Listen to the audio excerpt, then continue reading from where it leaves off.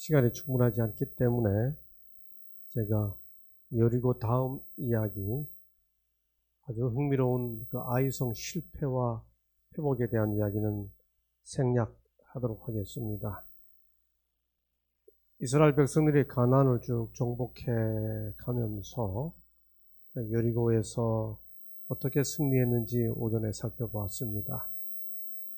그 다음에 나오는 내용은 조그마한 성이에요. 히브리어로 아이라고 그러는데 그 아이라는 말의 뜻이 아이입니다. 작다 그런 뜻이, 아이처럼 작다. 거기서 실패해요. 실패하고 다시 회복하는 이야기, 그게 이제 여리고 다음 이야기고, 그 이야기 다음에 이제 본격적으로 가나안 땅을 정복하는 내용이 나오죠. 모든 전쟁은 세 가지가 우세해야 합니다. 첫째는 군사력이 적군보다 더 우세해야 되고요. 두 번째는 무기가 상대편보다 더 우세해야 되고, 세 번째는 전략이 상대편보다 더 우세해야 합니다. 그런데 여호수아가 이끌고 있는 가나안 전쟁은 이 세 가지가 다 불리한 전쟁이었습니다. 군사로 보면 상대편은 아낙 자손이고 이쪽 편은 메뚜기 같다 이렇게 말했죠. 무기로 보면 좀 순서가 바뀌었네요. 저쪽 편이 철병거 이렇게 철기 시대라면 이쪽 이스라엘 백성들은 아직 청동기 무기를 쓰고 있는 상황이었습니다. 요즘으로 말하면 뭘까요? 우리 한국의 그 전쟁 역사에서 임진왜란 때 한국 최고의 명장이라고 하는 신립 장군이 한양을 향해, 한성을 향해 물밀듯이 밀려오는 그 일본 그 외의 그 침입자들을 막기 위해 청주 달래강에서 배수의 진을 치고 일본 군사들을 맞이하죠. 신립 장군은 아주 명장 중의 명장이었습니다. 이 명장 신립이 그 달래강을 배수의 진을 치고 싸우면 이겨야 되는데 일거에 다 무너졌습니다. 그리고 신립 장군마저도 강에 투신해서 마지막 스스로 패장으로서 목숨을 끊죠. 왜 그렇게 일거에 무너졌나요? 그때 신립 장군이 몰랐던 것이 조총의 위력이었죠. 활 들고 싸우던 시대에 저만큼 거리에서 조총으로 빵빵 하니까 이길 수가 없습니다. 무기가 차이가 나면 이길 수가 없죠. 소위 비대칭 전략이라고 그러잖아요. 북한이 길을 쓰고 핵무기를 만들려고 하는 게 무기 전략이죠. 세 번째는 전략입니다. 전략이란 지형지물을 아는 쪽에서 절대적으로 유리하죠. 어디 산이 있고 언덕이 있고 하는 걸 아는 쪽 사람이 유리할 수밖에 없습니다. 그런 의미에서 이 가나안 전쟁은 모든 게 불리했어요. 이 사실을 부조와 선지자라는 책 487쪽은 이렇게 말합니다. 가나안에는 강대한 민족들이 살고 있었는데 그들은 그들의 영토 침략에 대항할 준비를 이미 갖추고 있었다. 여러 종족들은 공통된 위험에 대한 공포심으로 인해 일치 단결하였다. 그들의 말과 철병거와 무기가 다른 거죠. 두 번째, 지형에 대한 밝은 식견과 전략이죠. 세 번째, 전쟁을 위한 훈련, 군사입니다. 등을 생각할 때 그들은 훨씬 더 유리한 입장에 있었다. 전쟁 승리의 3대 포인트, 무기, 군사, 전략.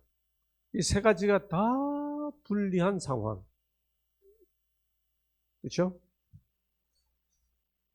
이스라엘 백성들이 아이성을 공격하고 여리고성을 정복하고 아이마저 정복했다는 이야기를 들은 가나안 원주민들은 요단 서편 산지와 평지와 레바논 앞 대해변에 있는 모든 왕이 이 일을 듣고 모여서 일심으로 여호수아와 이스라엘로 더불어 싸우려 하더라.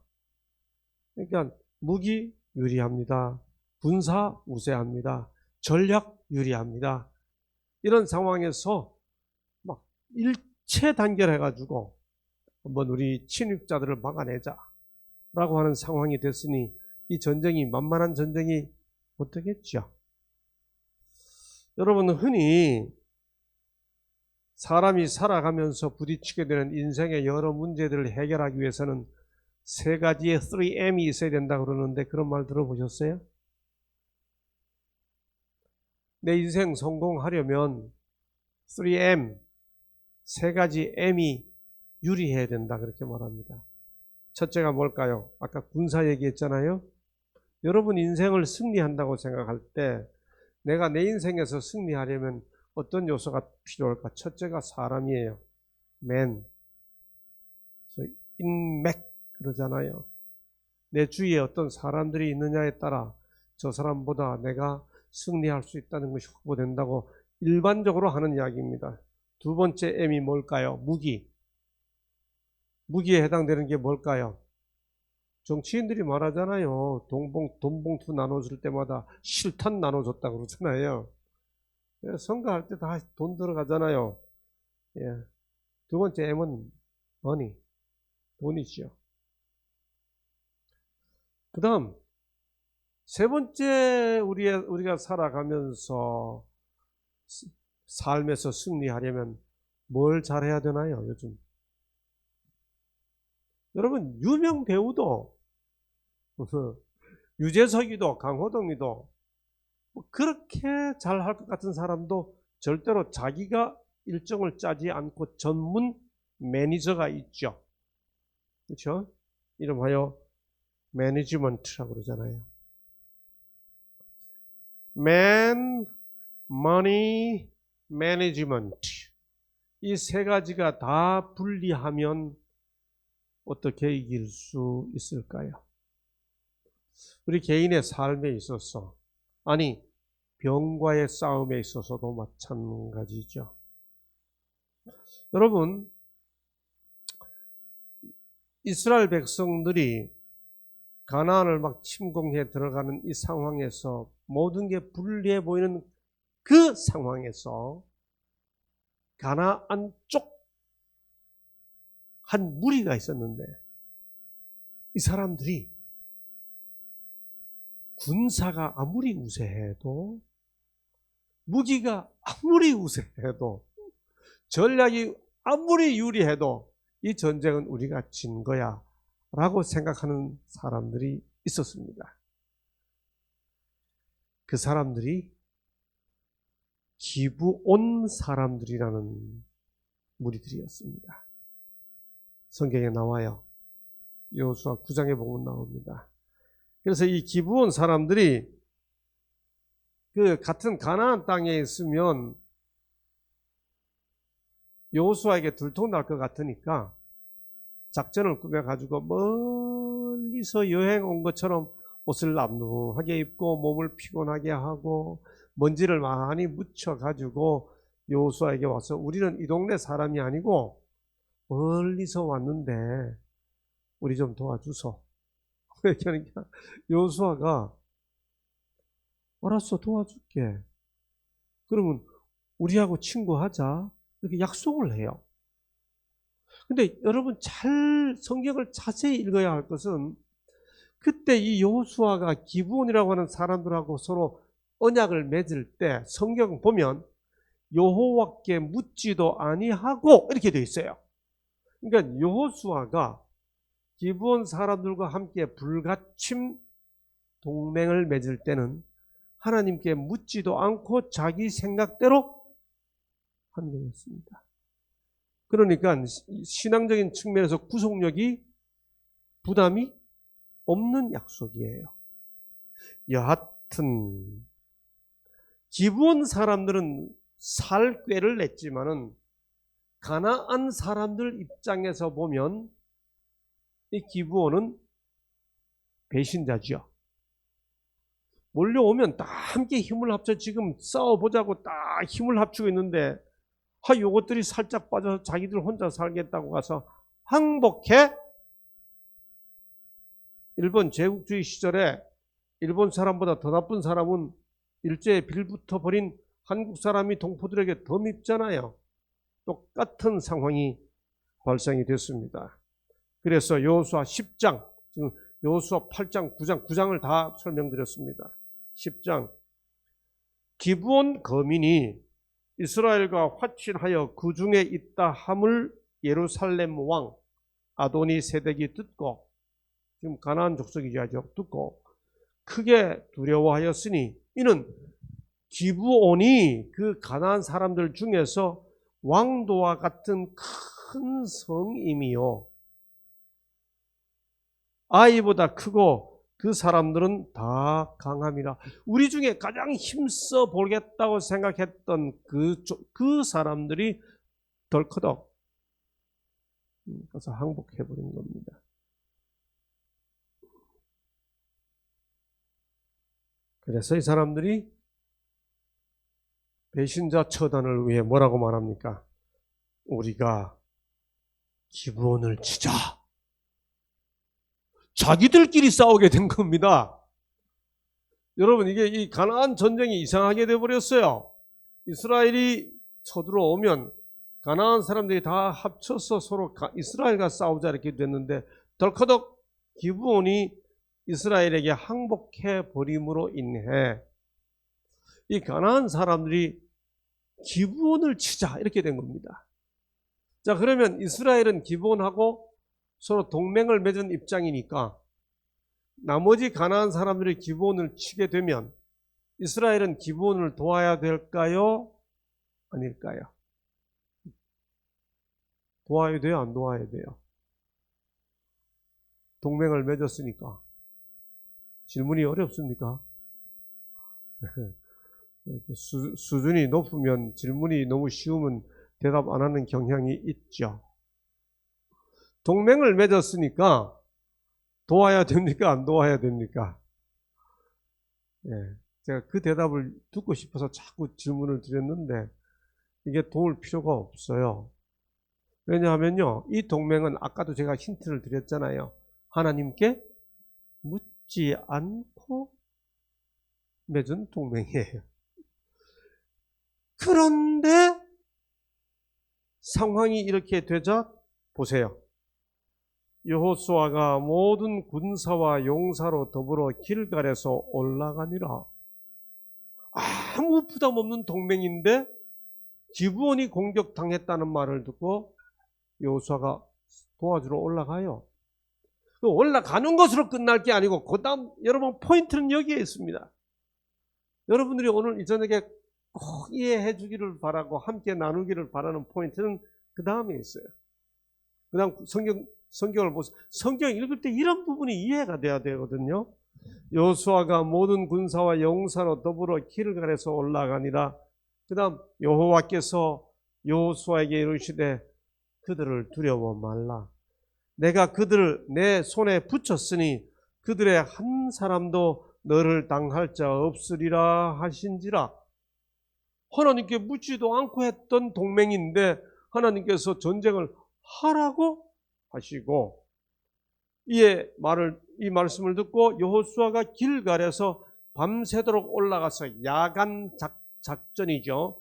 그들에게 갑자리 이르니 무슨 뜻입니까? 야간 기습 작전입니다. 그렇게 해서 여호수아가 기브온을 돕기 위해 전쟁을 시작하는 거예요. 여러분, 가나안 정복 전쟁의 본격적인 전쟁은 기브온 전쟁입니다. 그런데 성경 보면 더 놀라워요. 이렇게 해서 승리를 하는데 성경에 보면 뭐라고 되어 있는가 하면 그날 하늘에서 우박이 내리는데 여호수아의 칼에 죽은 이들보다 그날 우박으로 죽은 이들이 훨씬 더 많더라 이렇게 되어 있어요. 이게 무슨 뜻입니까? 하나님이 이 전쟁을 도우셨다 그 말입니다. 쉽게 말하면.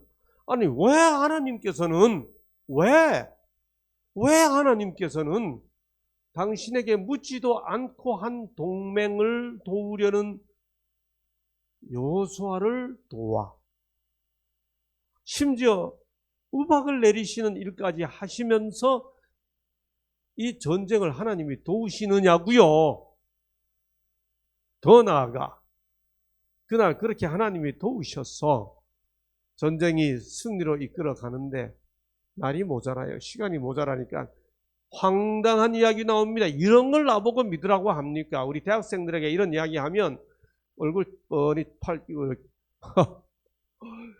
이러니 내가 성경 믿을 수 있습니까? 그러는 내용이 나오죠. 여호수아가 조금만 시간이 있으면 승리할 것 같으니까 이렇게 기도합니다. 태양아, 너는 기브온 위에 머물러라. 달아, 너도 아얄론 골짜기에 그리할지어다. 태양 더 지나가지 말고 해도 오지 말고 시간 멈춰라 이게. 여러분 이게 말이 되는 기도입니까? 이게 무슨 원더우먼입니까? 이게 무슨 100만 불의 600만 불의 사나이 지구를 빙빙 돌리고 시간을 빙빙 돌리는 이런 내용을 성경에 기록해놓고 이걸 우리 보고 믿으라고 그럽니까? 여러분 우리가 지금 지구가 얼마나 빨리 돌고 있는지 다 알잖아요. 근데 이 속도가 조금만 늦어지면 자동차 달리다가도 갑자기 속도 늦추면 앞으로 다 쏟아지는데 태양이 멈추면 다 파멸이죠. 그런데 성경이 뭐라고 말하는가? 여호와께서 사람의 목소리를 들으신 이 같은 날은 성경 자체가 기록하는 방식이에요. 전에도 없었고 후에도 없었다. 그러니까 성경 기록상 최고의 기도 응답이 바로 이 사건입니다.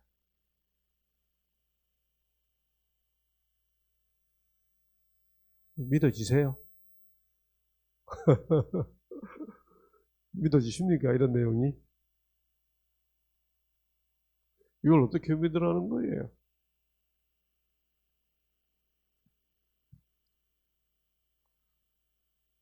이걸 설명하는 많은 방식들이 있습니다.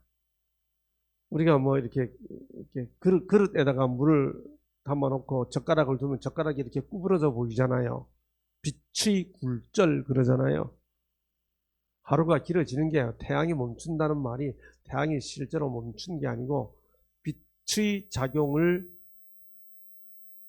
변경하심으로 실제로 인간에게 낮의 시간이 길어지게 하셨을 뿐이지 천체계의 운행을 어떤 그 물리적인 법칙을 어긴 것은 아니다. 등등 다양한 설명들이 있어요. whatever. 어떻게 설명하든 기적이죠.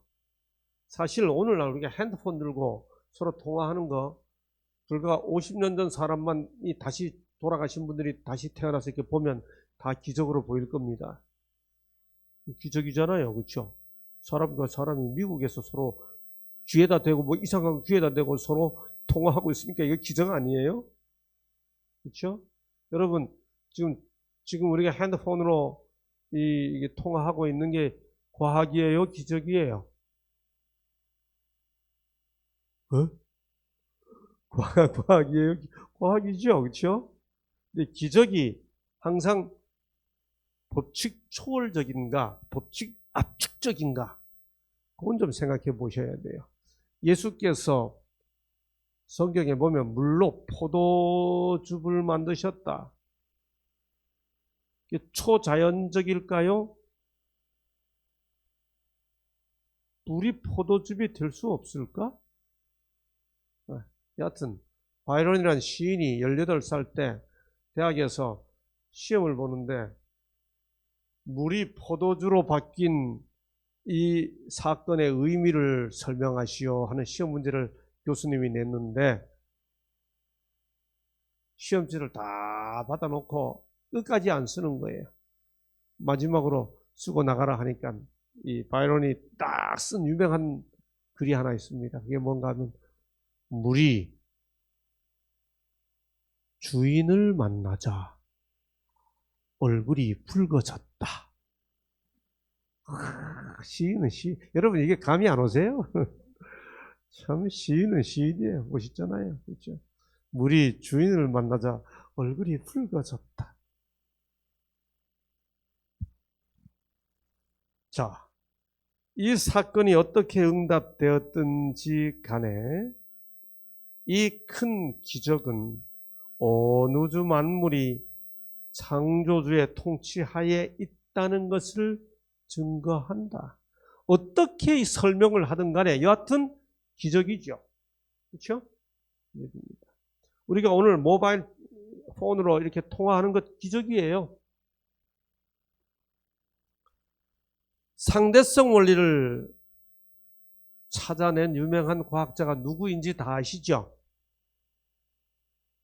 상식이잖아요. 상대성 원리. 아인슈타인 박사.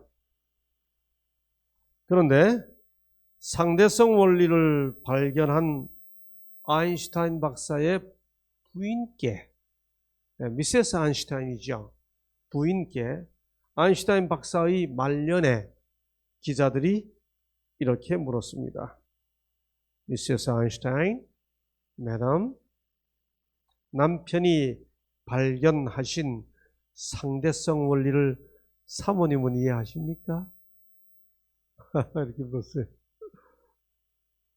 그냥 미세스 아인슈타인이 뭐라고 대답할게요? 기가 막힌 대답을 했어요. 미세스 아인슈타인이 기자들이 묻는 상대성 원리를 아냐고 묻는 질문에 대해 한 대답. 뭐라고 대답했는가 하면 모릅니다. 나는 상대성 원리를 모릅니다. 그러나 그 원리를 발견한 내 남편은 내가 잘 압니다. 대답이 돼요, 안 돼요? 대답이 돼요, 안 돼요? 네, 제 내자가 제가 하는 모든 걸 잘 모를 겁니다. 근데 이제 한 40년 가까이 살고 나니까 맨날 하는 말이 있습니다. 내가 당신보다 당신을 더 잘 알아. 점심 먹고 난 다음에 저녁 안 먹을 거야. 그러면 그런 소리 하지 말아요. 요거 조금 드시고 나 안 먹는다니까. 내가 당신보다 당신 더 잘 알아요. 입에 붙었어요. 저보다 저를 더 잘한다는 말이. 미세스 아인슈타인이 한 말. 나는 상대성 원리를 모릅니다. 그러나 내 남편은 가장 잘 알고 있습니다. 우리는 과학의 법칙을 기적으로 설명하는 원리를 다 모를 수 있어요. 그러나 그 하나하나를 다 모를지라도 인간의 신체 원리가 어떻게 작동하는지를 우리가 다 모를지라도 그 원리를 만드신 하나님을 알 수는 있는 거지요. 그렇죠? 여기서 우리가 하나님을 알아가자고요. 그 기적이 어떻게 이루어졌느냐를 묻는 질문보다 어쩌면 왜 하나님께서 도대체 하나님은 어떤 분이시길래 당신한테 묻지도 않고 맹약한 여호수아의 그 약속을 도와주기 위해 그 황당한 기도를 응답해 주시면서까지 기브온을 구하는 그 전쟁에 하나님이 왜 그 기도까지 응답해 주시면서 도와주시느냐고요. 이걸 이해해야 되는 거죠. 왜 그럴까요? 왜 그럴까요? 첫날 어제 저녁에 첫 시간에 시작하면서 보여드렸던 슬라이드입니다. 하나님께서 아브라함에게 약속하셨죠. 내가 내게 지시할 땅으로 가라. 아브라함이 가나안 땅으로 가려고 떠났습니다. 롯이 떠난 다음에 조카 롯이 좋은 땅 차지하고 떠난 다음에 아브라함에게 여기 쭉 눈에 보이는 대로 봐라 한 다음에 주님이 하신 말씀, 보이는 땅을 내가 너와 내 자손에게 주겠다. 이어서 15장에서 그러나 내 자손이 4대 만에 이 땅으로 돌아오리니 이는 아모리 족속의 죄악이 아직 관영치 아니함이니라. 바꾸어 말하면 아모리 족속의 죄악이 관영해지면 내 자손이 이 땅으로 돌아올 거고 그때 내가 이 땅을 내 자손에게 줄 거야. 지금 가나안 전쟁은 하나님께서 하셨던 창세기 15장 16절의 약속이 성취되는 순간이었습니다. 왜 하나님께서 여호수아가 하나님께 묻지도 않고 한 약속임에도 불구하고 이 전쟁을 이렇게 들어주셨을까?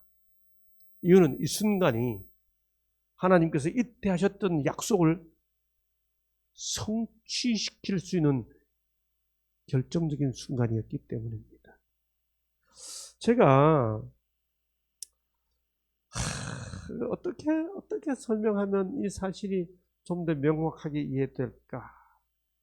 우리가 지도를 보면요, 그 기브온 성은 가나안 땅, 팔레스틴 땅이 이렇게 있으면 기브온 성은 너무너무 전략적으로 중요합니다. 그래서 부조와 선지자는 책 507쪽에 보면 기브온 성읍은 중부와 남부 팔레스틴, 즉 가나안 땅의 요로, 아주 요충지를 차지하고 있었다. 그렇게 되어 있습니다. 이것이 얼마나 중요한지를 설명하기 위해 제가 붙인 이름이 요 기브온 전쟁, 기브온이 차지하고 있던 그 기브온 성, 거기를 가나안의 인천 상륙 작전이라고 제가 이름을 붙여봅니다. 6.25 전쟁 때 사진입니다. 보시죠. 한국 전쟁 때 막 내려와서 보시는 사진 밑에 파란 사진 있죠? 이걸 좀 더 생생하게 보면 이렇게 되어 있습니다. 저게 낙동강 전선입니다. 저거 이제 발로 싹 밀면 대한민국이 사라질 뻔한 상황이죠. 저 낙동강 전선을 둘러싸고 대구 외관 저기를 둘러싸고 소위 있었던 전선이 낙동강 전선이고 그 낙동강 전선을 뚫어냈던 전쟁이 저 유명한 다부동 전투입니다.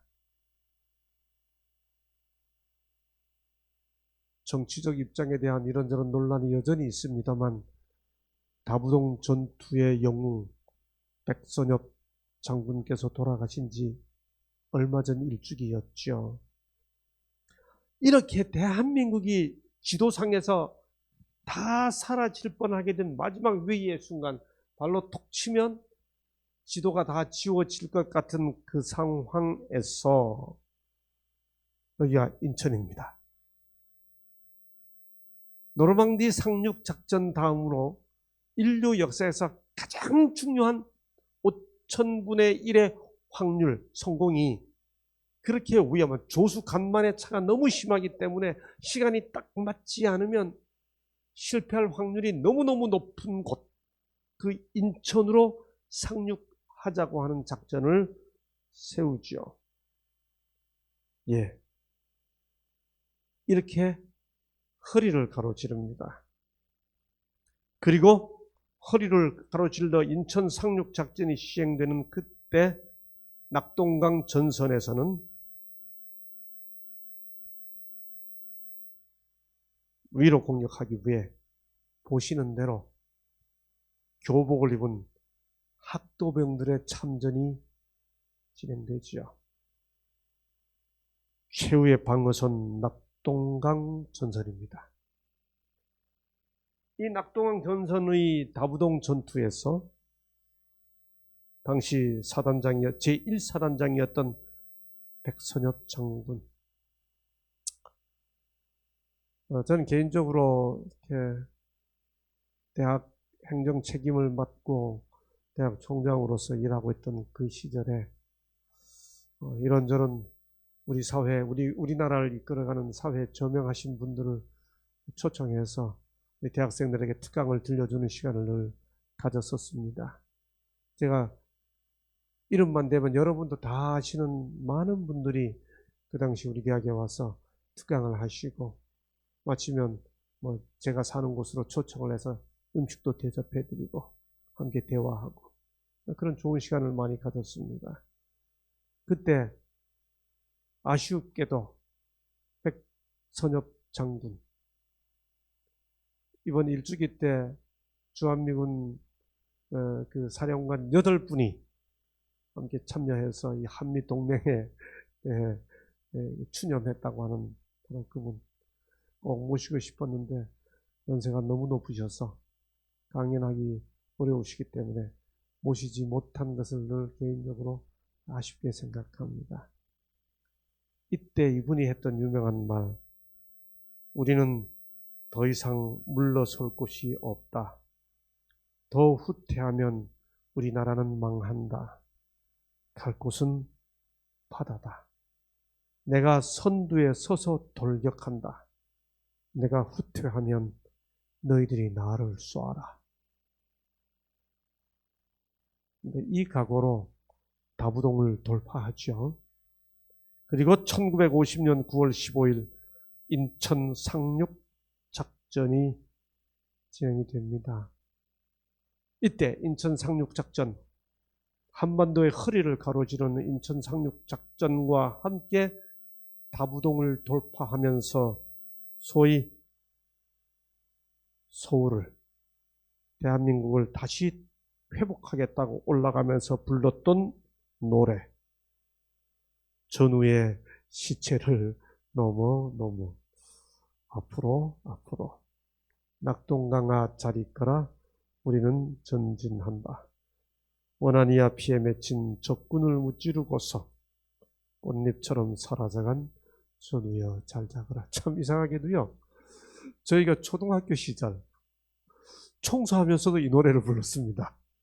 그때는 초등학교 그 교실이 다 나무 바닥이었잖아요. 거기에 그 초 칠해가지고 걸레로 닦아야죠. 반짝반짝 해준 이러면서 이게 초 칠하고 걸레로 그 초등학교 마루 바닥을 문지르면서 이 노래를 불렀어요. 전우의 시체를 애들이. 2절은 더 재밌어요. 화랑 담배 연기 속. 초등학교 애들이 이 노래를 부르면서 이렇게 초등학교 교실 바닥을 닦았습니다. 저는 그래서 이 노래만 들으면 그때 생각이 이렇게 떠오르죠. 그리고 9.28 수복이 이루어지고 좀 더 올라가서 압록강 초산에서 수통에 물을 담죠. 그러다가 중공군 개입으로 이렇게 후퇴하게 되지 않습니까? 원산에서 배 타고 나오는 유명한 이야기가 그 영화 뭐죠? 갑자기 이름이 생각나는데 부산 아무도 모르세요? 부산에서 배 타고 원산에서 국제시장 국제시장에 배 타고 막 오르다가 딸 이렇게 떼 찾으러 다시 내려가가지고 그 바람에 아버지 잊어버리고 평생 다 떠나가도 국제시장 지키면서 그렇게 지키다가 마지막에 소년이 주인공이 늙어가지고 저는 그 마지막 장면 보면요, 이야기하면서도 제가 지금 생각해도 그냥 울컥해요. 그 마지막 말, 바다 그냥 노인이 돼가지고 바다 바라보면서 아버지 저 이만하면 잘 살았지에 그런데 저 무척 힘들었거든요. 그 마지막 말, 그렇죠? 여러분, 그러므로 이 기브온 전쟁은 정말 이 팔레스틴의 허리를 가로지르는 요로예요. 이거 이겨야만 팔레스틴 전쟁 중부와 남부, 북부와 남부, 아래 위를 다 점령할 수 있는 너무나 중요한 전쟁이었기에 하나님께서는 약속을 이루기 위해 자기에게 묻지도 않고 한 동맹이었지만 여호수아를 도와 승리하도록 해주신 것입니다. 한마디로 뭘 말하기 위해서 지금까지 설명을 드렸는가 하면요, 하나님은 약속하신 것 이루시는 분. 우리 하나님은 그런 분이세요. 성경의 하나님은 그런 하나님이십니다. 로마의 명장 율리우스 시저가 한 유명한 말이 있죠. Veni vidi vici. 왔노라 보았노라 이겼노라. Veni vidi vici. 왔노라 보았노라 이겼노라. 이 세 단어 중에 여러분이 끝에 두 단어는 좀 익숙하시죠? vidi, 여기서 VDO가 왔고 vic에서 victory가 왔죠. 이렇게 vici, 이게 이겼다 하는 말 어머니 여기서부터 오죠. 자, 여하튼 이렇게 북부 왕들, 남부 왕들이 다 서로 힘을 모으지만 결국 다 이겨냅니다. 그때 여호수아가 아낙 사람을 멸절하고 그가 또 그 성읍들을 진멸하였으므로 이스라엘 자손의 땅 안에는 아낙 사람이 하나도 남음이 없고 가사와 가두와 아스도세만 약간 남았었더라. 전쟁은 그쳤는데 가나안 원주민들은 아직 남았습니다. 땅을 다 정복했기 때문에 그쳤을까요? 아니에요. 11장 23절에 전쟁은 그쳤는데 13장 1절에 보니까 아직 얻을 땅에 남은 것이 많다 그랬어요. 아직 다 정복하지 않았는데 전쟁은 그쳤어요. 무슨 뜻일까요? 더 이상 저항할 힘이 없어진 겁니다. 결정적인 전세가 승리 쪽으로 기울은 거죠. 비록 가나안인들의 세력은 꺾였지만 그들을 완전히 몰아낸 것은 아니었다. 뒤집어 표현하면 그들을 완전히 몰아낸 것은 아니지만 가나안인들의 세력은 꺾였다. 양 박사님, 우리가 끝까지 건강을 유지하고 있는 것은 우리 몸에 살아있는 생체 몸에도 계속해서 암세포가 있지만 그 세력이 우리를 이겨내지 못하기 때문에 늘 매일 떨어져 나간다고 이해하는 게 맞습니까? 네, 세력을 꺾어야 되거든요. 하나님께서 우리에게 주신 바 소위 내추럴 킬러, 자연 저항 세포가 있잖아요. 우리 그 내추럴 킬러로 주신 하나님께서 심어주신 우리의 천연 세포, 그렇죠? 그 힘이 회복이 돼야 되잖아요. 여기 찾아오신 모든 분들에게 하나님께서 여러분의 필요한 부분에 역사하셔서 그 세력을 정복하게 되는 날이 아까 간증하신 장로님 함께 오셨던 그분 이야기처럼 속히 찾아오게 되기를 기도해 마지 않습니다.